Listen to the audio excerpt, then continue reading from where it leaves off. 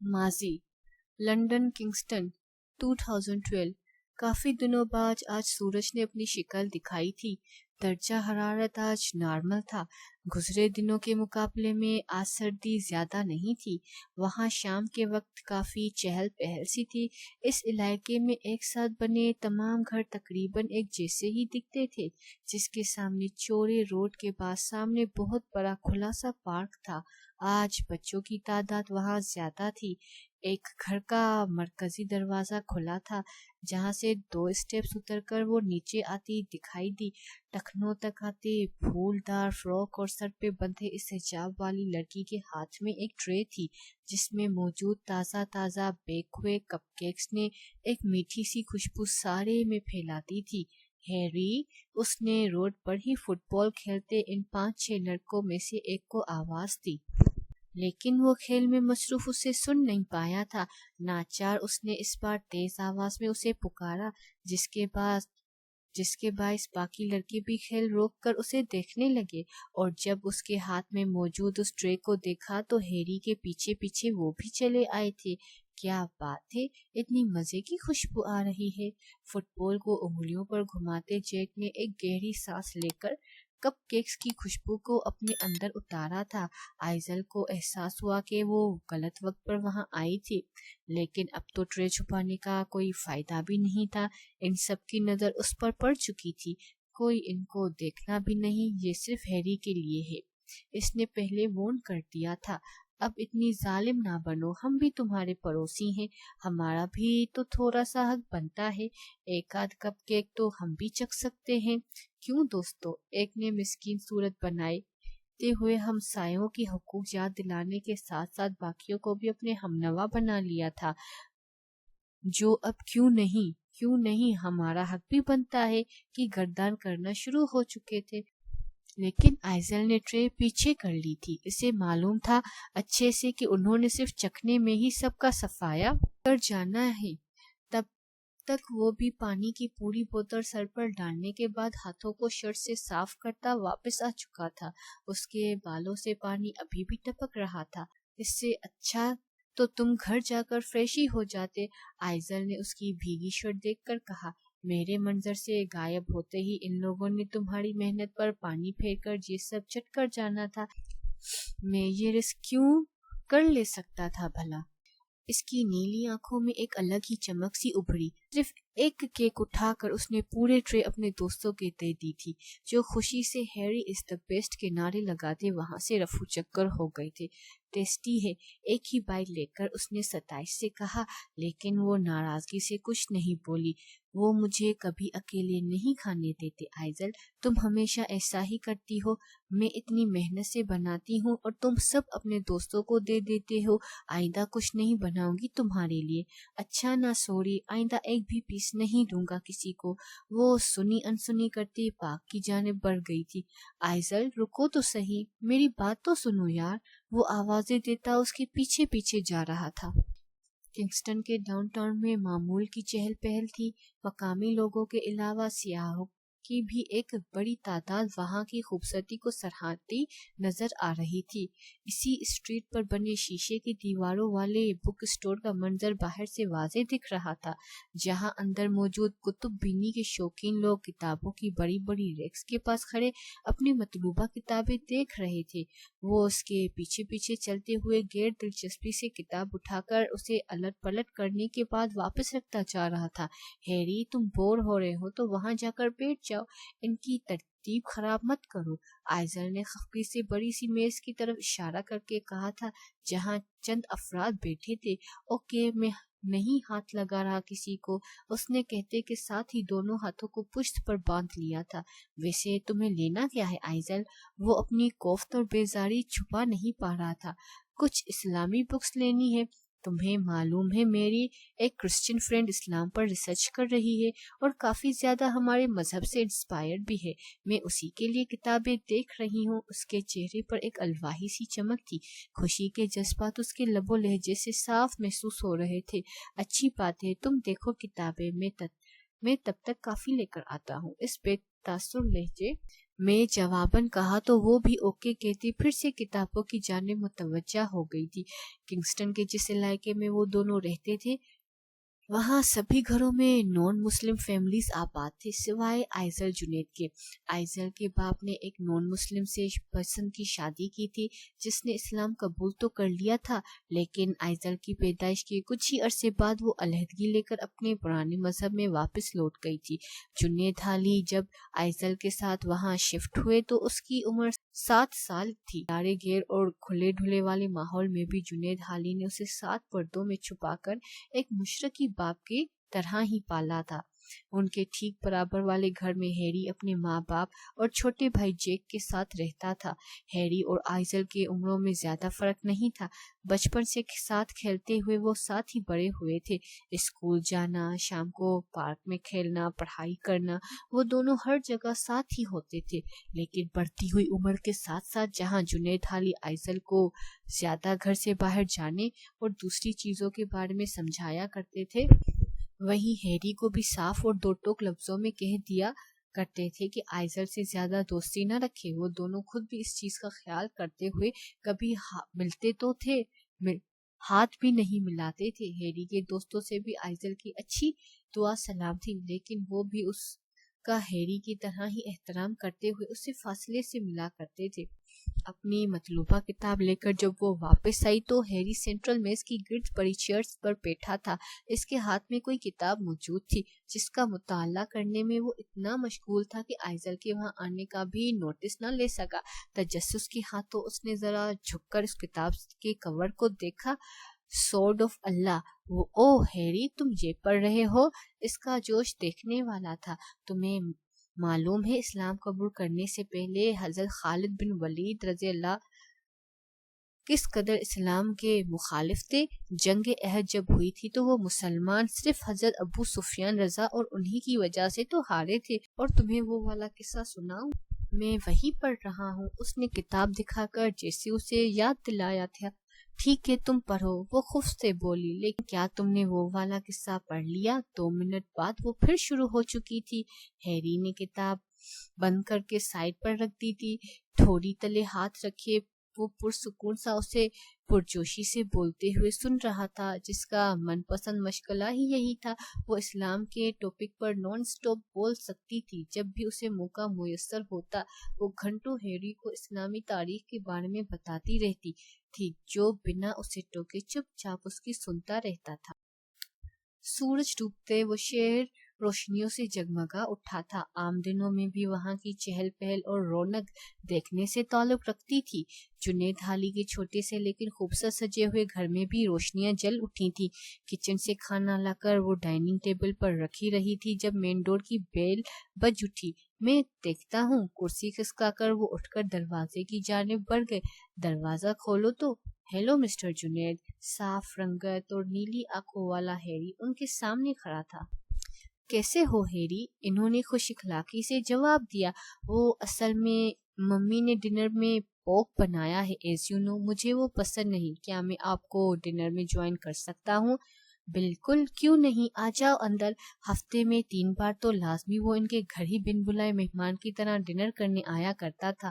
اس کے گھر میں زیادہ تر پوک کی ڈشز بنتی تھی جو اسے شروع سے ہی ناپسند تھا۔ ہیری کے لیے پلیٹ لے آؤ آئزل، اسے بیٹھنے کا اشارہ کرتے ہوئے انہوں نے ساتھ ہی اس سے کہا۔ معاف کرنا بیٹا، آج کے مینیو میں ہمارے پاس صرف دال چاول ہیں۔ ہم باپ بیٹے کا آج ہلکی پھلکی غذا کھانے کا موڈ تھا تو آئزل نے یہی بنا لیا۔ اگر تم بتا کر آ جاتے تو میں تمہارے لیے کچھ اچھا بنوا دیتا۔ تھینک یو، اس کی کوئی ضرورت نہیں، مجھے دال چاول بہت پسند ہے۔ پلیٹ میں زیرے والے خوشبودار چاول نکال کر ان پر دال ڈالی وہ رغبت سے کھا رہا تھا۔ کھانے کے دوران وہ ان دونوں سے اسکول کے متعلق چھوٹی چھوٹی سوال کرتے رہتے تھے۔ وہ دونوں ہائی اسکول کے اسٹوڈنٹ تھے اور ایک ہی کلاس میں پڑھ رہے تھے۔ آئزل بیٹا 2 کپ کافی بنا لاؤ، کھانے کے بعد اس سے کہتے ہوئے وہ ہیری کو لے کر چھوٹے سے لاؤنج میں لے آئے۔ تو آج کل تم کس کتاب کا مطالعہ کر رہے ہو؟ وہ جانتے تھے کہ ہیری کو اسلامی تاریخ کی کتابیں پڑھنے کا کافی شوق ہے، وہ بھی اسے کوئی نہ کوئی کتاب پڑھنے کے لیے دے دیا کرتے تھے۔ فی الحال تو کچھ نہیں پڑھ رہا، اسٹڈیز کافی ٹف چل رہی ہیں تو بس سارا دھیان وہیں پر ہے، اس نے سادگی سے جواب دیا۔ आइजल को ग्रोसरी का कुछ सामान लेना था। जुनैद हाली से इजाजत लेकर वो हैरी के साथ करीब ही बने मार्ट में आ गई। इस छोटे से मार्ट में रोजमर्रा की जरूरियात की हर चीज मिल जाया करती थी। रैक्स में सजी चीजें उठाकर देखते वो आगे बढ़ रही थी, जबकि वो ट्रॉली धकेलता उसके पीछे चल रहा था। बचपन से वो उसके सामने पला बड़ा था। नॉन मुस्लिम होने के बावजूद जुनैद हाली इस पर इतना एतमाद करती थी कि रात के वक्त भी आइजल को इसके साथ मार्ट वगैरह जाने की इजाजत दे दिया करते थे। ये रश के साहे बड़े से ग्लास वॉल से बाहर गली का मंजर क्लियर दिखाई दे रहा था, जहाँ कुछ लोगों का जमघट्टा लगा हुआ था। आइजल और हैरी अभी बाहर जाने का सोच ही रहे थे कि जब भी खरीदारी के लिए वहां आते एक शख्स ने उन्हें सूरत-ए-हाल से आगाह किया।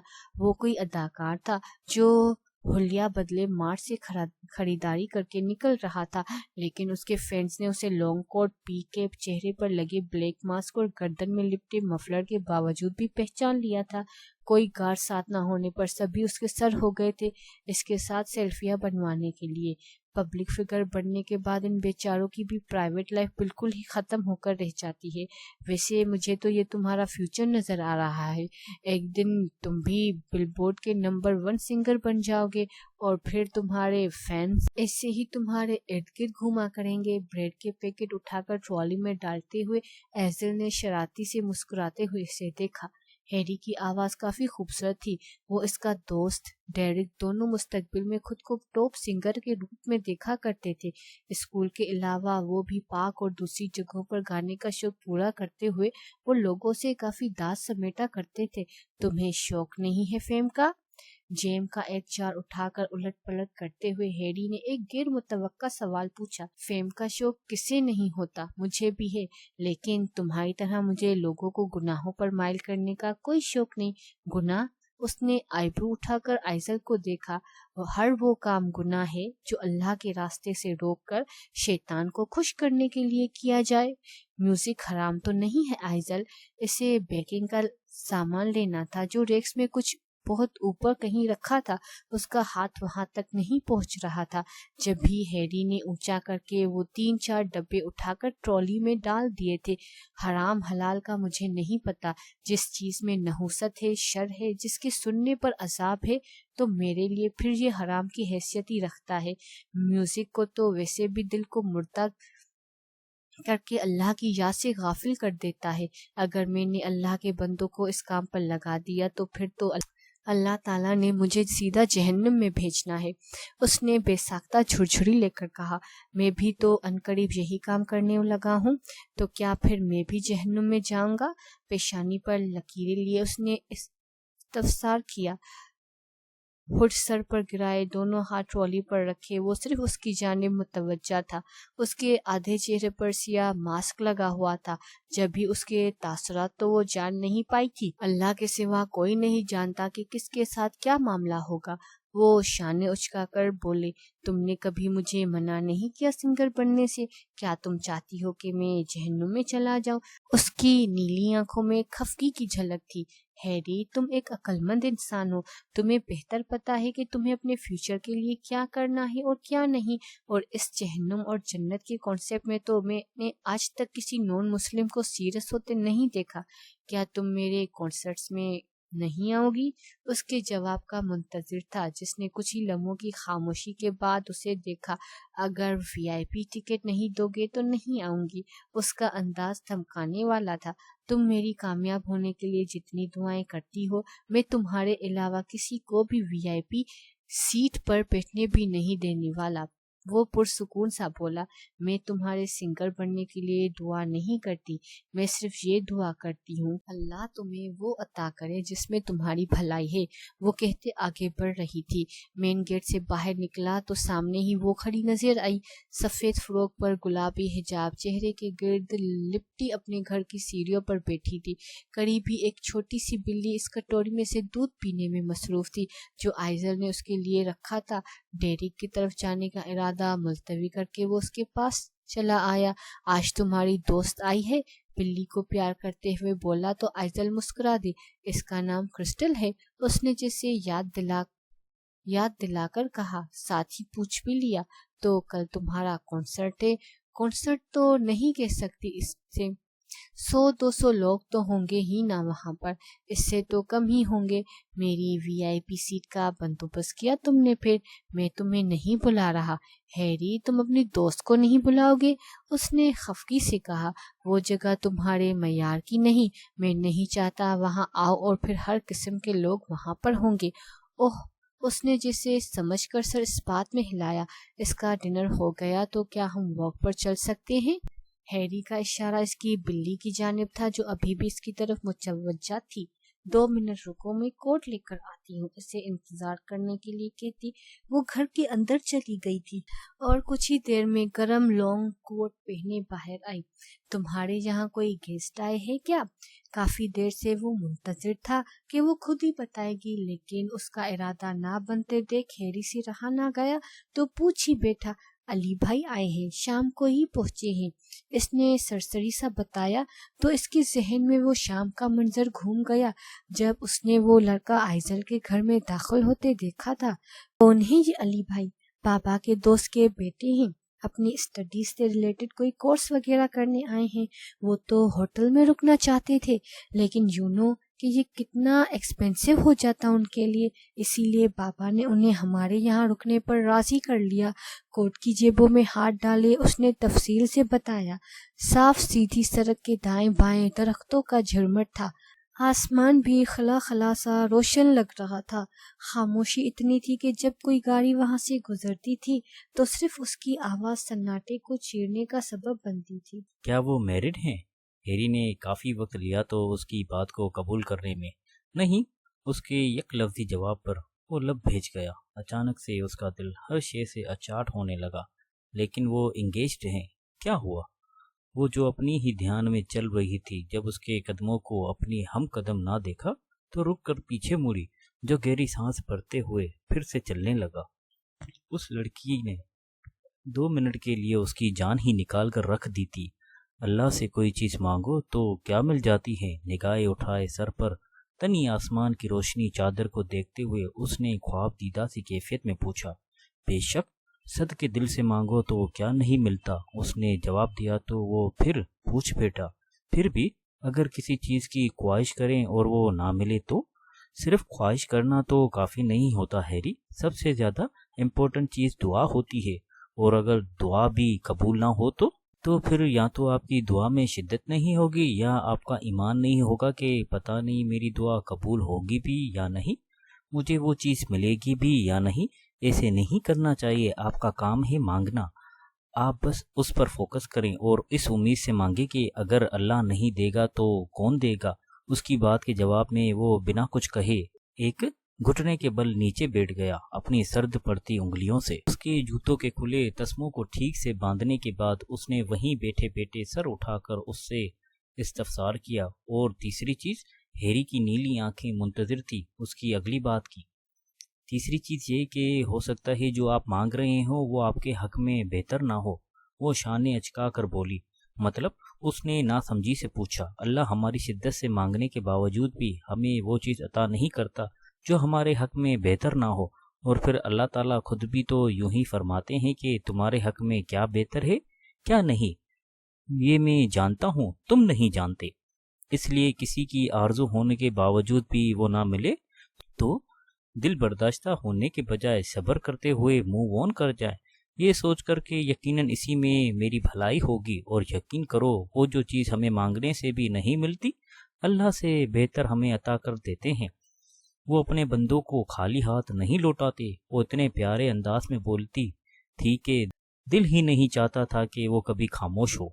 स्ट्रीट का कोना ही उनकी आखिरी मंजिल हुआ करती थी। वहां से वो दोनों पलट कर दोबारा घर की जानिब आ जाते थे और फिर दोबारा वॉक करते हुए कोने पर जाते थे। उन दोनों को घर से फकत इतनी ही दूर जाने की इजाज़त थी।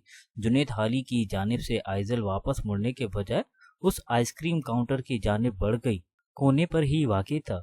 ये उसकी रोज़ाना की आदत नहीं थी। हफ्ते में सिर्फ 1 या 2 बार ही वहाँ से आइसक्रीम लिया करती थी।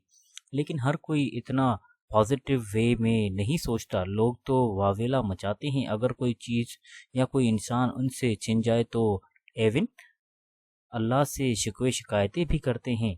کہ اللہ تو نے ہم پر بڑا ظلم کیا، معاذ اللہ، ایسا تو کہنا بھی نہیں چاہیے۔ وہ ابھی بھی اپنی بات جاری رکھے ہوئی تھی جس دوران ہیری نے ایک چاکلیٹ فلیور کی آئس کریم خریدنے کے بعد کوٹ کی جیب سے چند ڈالرز نکال کر کاؤنٹر پر ادا کیے۔ شروع میں ایک دو بار اسے منع کیا کرتی تھی، جو سہولت سے انکار کرتے ہوئے اس کے پیسے واپس لوٹا دیا کرتا تھا۔ پھر بعد میں وہ بھی عادی ہو گئی، نہ جانے کیوں۔ لیکن تمہاری باتیں مجھے خوف میں مبتلا کر رہی ہیں۔ ہیری نے ریپر اتار کر آئس کریم اس کی جانب بڑھائی تو اس نے مصنوعی خفگی سے اسے دیکھا۔ تم میری ہر بات کے جواب میں تقریباً ایک جیسا ہی جواب دیتے ہو۔ کچھ لوگوں نے اسلام کو بہت مشکل اور خوفناک وے میں پورٹرے کر رکھا ہے، حالانکہ اس سے پیارا تو کوئی دین ہے ہی نہیں۔ اب تم ہر دوسری بات کے جواب میں جہنم کے عذابوں سے ڈراؤ گی تو بندہ کیا کرے پھر؟ ہاں تو پھر بندہ وہ کام نہ کرے نہ کہ اسے جہنم کا خوف ستائے۔ ایک بالکل صاف اور سیدھی سی بات ہے کہ اچھے کام کرو گے تو جنت میں جاؤ گے اور برے کام کرو گے تو سیدھا جہنم میں۔ اب یہ ہم پر منحصر ہے کہ ہم ہمیشہ والی زندگی کے لیے کس کا انتخاب کرتے ہیں۔ ہمیشہ والی زندگی؟ اس نے آبرو اٹھا کر نہ سمجھی سے دیکھا۔ وہ زندگی جو مرنے کے بعد شروع ہوگی۔ تو یہ سب کیا ہے پھر؟ اس نے دونوں بازو پھیلا کر دائیں بائیں کی جانب اشارہ کیا۔ اس کا مطلب اس دنیا سے تھا، دھوکہ۔ اس دنیا کو بنانے والے نے بتا دیا تھا کہ یہ محض ایک دھوکے کے سوا کچھ بھی نہیں، اور یہاں دل لگانا تو بالکل ہی فضول ہے ہیری۔ آپ ہمیشہ کے لیے یہاں نہیں رہ سکتے۔ یہ پرتعیش سی زندگی، یہ روشنیاں، چکا چوند گلیمر، یہ بلند پرشکوہ عمارتیں، کچھ بھی نہیں رہے گا، سب خاک میں مل جائیں گے۔ بنا کچھ کہے وہ جھرجھری لے کر رہ گیا۔ واپسی پر وہ خاموشی سے جینس کی جیبوں میں ہاتھ ڈالے بے خاموش نگاہوں سے آسمان کو دیکھتے ہوئے چل رہا تھا، جبکہ وہ آئس کریم کھانے میں مگن تھی۔ آئزل دیکھو، وہاں تارا ٹوٹا ہے۔ اس نے خوشگوار سی کیفیت میں اسے متوجہ کرتے ہوئے آسمان کی جانب دیکھنے کو کہا، جہاں ایک روشنی تیر کی طرح تیزی سے زمین کی جانب بڑھ رہی تھی۔ دوسرے ہی لمحے وہ دونوں ہاتھوں کی انگلیوں کو ایک دوسرے میں جوڑے ہتھیلیاں ملا کر مٹھی سی بنائے آنکھیں بند کر کے زیر لب کچھ پڑھ رہا تھا۔ بند آنکھیں اور حرکت کرتے لب، صاف سفید رنگت، چوڑی پیشانی۔ خوبصورتی کے علاوہ وہ ایک معصومیت کا بھی رنگ اس کے چہرے پر ہم وقت قائم رہتا تھا۔ ایک دو منٹ بعد جب اس نے آنکھیں کھول کر آئزل کو دیکھا تو حیران ہوا، کیونکہ اس نے اپنی ہنسی چھپانے کی بھی کوشش نہیں کی تھی۔ میں ٹوٹا تارے کو دیکھ کر دعا مانگ رہا تھا، اس میں ہنسنے والی کیا بات ہے؟ وہ خفا ہوا تو پیڑوں کی شاخوں نے اس کی دلجوئی کرنے کو ہوا اسے ہاتھ ملاتے ہوئے کتنے ہی پتے ان پر برسا دیے۔ پہلی بات تو یہ کہ ٹوٹے تارے کو دیکھ کر دعا نہیں مانگا کرتے، اور دوسری بات یہ کہ وہ ٹوٹا ہوا تارا نہیں تھا۔ یہ بالکل ہی ایک غلط کانسیپٹ لوگوں نے بنا رکھا ہے۔ ٹوٹا ہوا تارا نہیں تھا تو پھر کیا تھا؟ اصل میں بعض دفعہ شیاطین کو بھگانے کے لیے ان ستاروں کو توڑا جاتا ہے جو آسمانی خبروں کو چرانے کے لیے جب اللہ کی قائم کردہ حد بندیوں کو توڑنے کی کوشش کرتے ہیں تو پھر فرشتے انہیں وہاں سے بھگانے کے لیے ایسا کرتے ہیں، اور جب وہ واپس زمین کی جانب آ رہے ہوتے ہیں تو انہیں دیکھ کر لوگ یہ گمان کرتے ہیں کہ یہ یقیناً کوئی تارا ٹوٹا ہے، چلو دعا مانگتے ہیں۔ میرے علم میں نہیں تھی یہ بات، اس نے خجالت سے مسکراتے ہوئے کہا۔ کل تمہیں ملواؤں گی علی بھائی سے، ان سے مل کر یقیناً تمہیں اچھا لگے گا۔ گھر کے قریب پہنچنے پر اس نے الوداعی کلمات کہتے ہوئے کہا تو اس نے اس بات میں سر ہلا دیا۔ وہ قدم قدم چلتے ہوئے وہاں آ کھڑی ہوئی تھی۔ گراؤنڈ میں فٹ بال کھیلتے ہوئے اسٹوڈنٹس کھیل چھوڑ کر اس کے سامنے بیٹھے ہوئے تھے، جو اسٹیپس پر گٹار لیے اپنا چھوٹا سا کنسرٹ سجائے ہوئے بیٹھے۔ کافی سارے اسٹوڈنٹ اس کے سامنے موجود خاموشی سے اس کے سحر انگیز آواز کو سننے کے لیے وہاں جمع تھے۔ جس کو جہاں جگہ ملی وہ وہیں بیٹھ گیا۔ وہ بھی اسے دیکھ چکا تھا۔ سینے پر بازو لپٹے وہ کچھ فاصلے پر کھڑی اسے دیکھ رہی تھی۔ اسے دیکھ کر ہیری کی آنکھوں میں وہی چمک آئی تھی جو آئزل ہی موجودگی میں ہمہ وقت اس کی آنکھوں میں جھلکتی دکھائی دیتی تھی۔ اس نے اپنی کلائی اٹھا کر دوسرے ہاتھ سے اس میں بندی نازک سی رسٹ واچ کی طرف اشارہ کر کے اسے وقت کا احساس دلایا تھا، جس نے بے ساختہ یاد آنے پر سامنے بیٹھے شائقین کا شکریہ ادا کرتے ہوئے فوراً ہی اپنے شو کو ختم کر دیا تھا۔ وہ لائبریری کی جانب بڑھ رہی تھی جب وہ گٹار اٹھایا اس کے پیچھے بھاگتا ہوا آیا۔ ویری سوری آئزل، مجھے وقت کا احساس ہی نہیں ہوا، کچھ نادم لگ رہا تھا۔ جب تم اپنے گٹار اور اپنے فینس کے ساتھ ہوتے ہو تمہیں کسی کا بھی کوئی خیال نہیں ہوتا۔ ایسی بات نہیں ہے، مجھے یاد تھا کہ تمہاری اسائنمنٹ میں ہیلپ کرنی ہے، وہ تو بس انہوں نے فرمائش کی تو میں انکار نہیں کر سکا۔ معلوم ہے مجھے، تم سے کسی کو انکار نہیں کیا جاتا، سپاٹ لہجے میں کہتے ہوئے اس نے اپنے بیگ میں سے پانی کی چھوٹی سی بوتل نکال کر اس کی جانب بڑھا دی تھی۔ وہ دونوں ایک دوسرے سے ناراض بھی ہوں گے تو ایک دوسرے کا خیال رکھنا نہیں چھوڑ سکتے تھے۔ ویسے تمہیں کیا پرابلم آ رہی ہے اسائنمنٹ میں؟ یہ پوری اسائنمنٹ ہی میرے لیے پرابلم ہے۔ تمہیں معلوم تو ہے مجھے میتھس کتنی بری لگتی ہے۔ اس سبجیکٹ کے ذکر پر اس کا موڈ یوں ہی بگڑتا تھا۔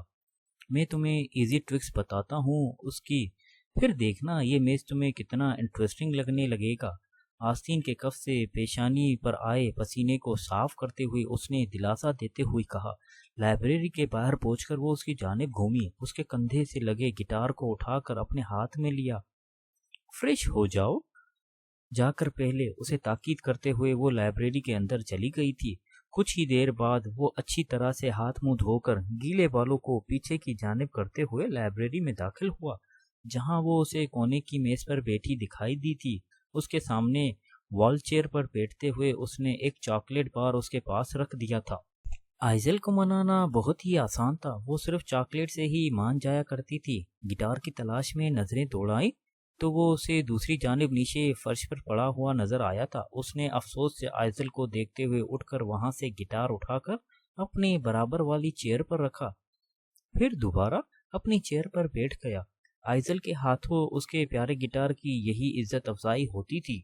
وہ دونوں بڑی سی کھڑکی کے پاس آمنے سامنے بیٹھے تھے، درمیان میں کچھ کتابیں کھلی ہوئی رکھی تھیں۔ ایک ہاتھ میں پین پکڑے دوسرے میں کیلکولیٹر لیے وہ اسے سوال حل کرنے میں مدد کر رہا تھا، ساتھ ہی کچھ ٹرکس بھی اسے بتا رہا تھا جو وہ دھیان سے سننے کے بجائے نوٹ بک پر لکھتی جا رہی تھی۔ اگر تم اسے نوٹ ڈاؤن کرنے کے بجائے توجہ سے ایک بار سمجھ لوگی تو دوبارہ اسے دیکھنے کی ضرورت بھی نہیں پڑے گی۔ مجھے سمجھ آ رہا ہے، میں بس احتیاطاً لکھ رہی ہوں کہ کبھی بھول بھی جاؤں تو کم از کم یہ میرے پاس موجود ہو۔ نوٹ بک پر جھکی وہ مصروف سی بولی۔ ایک تو ہر سوال میں فارمولا لگانا لازمی ہوتا ہے، وہ کچھ جھنجھلاہٹ زدہ سی بولی، جبکہ وہ بس اس کے جھکے سر کو دیکھ رہا تھا۔ یار ہیری، میچ شروع ہونے والا ہے، چلو بھی۔ اس کی توجہ اس کے دوستوں نے کھینچی تھی جو ایک ایک کر کے لائبریری میں داخل ہو رہے تھے۔ آہستہ بولو کوئن، یہ لائبریری ہے، سوال حل کرتی آئزن فوراً ہی سر اٹھا کر اسے دیکھتے ہوئے ٹوکا۔